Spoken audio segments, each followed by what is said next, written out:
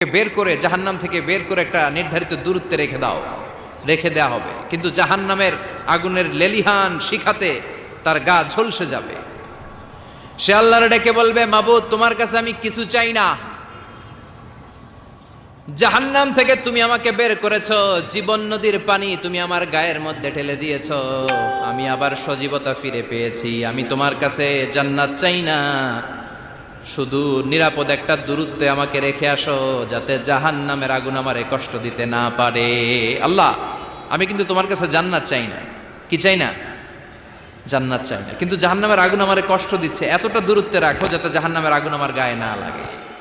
আল্লাহ বললেন, ওকে রাখবো, কিন্তু আমার সাথে একটা কন্ট্রাক্টে যেতে হবে, যে এটা তোমাকে দিলে তুমি আর নতুন করে কিছু চাবা না। সে বলবে আমি রাজি, কন্ট্রাক্ট হয়ে যাবে। আল্লাহ জিব্রাইলকে বলবেন, যাও এমন দূরত্বে রাখো যাতে জাহান্নামের আগুন ওরে কষ্ট না দেয়, রেখে আসা হবে। অনেক দিন সে ওখানে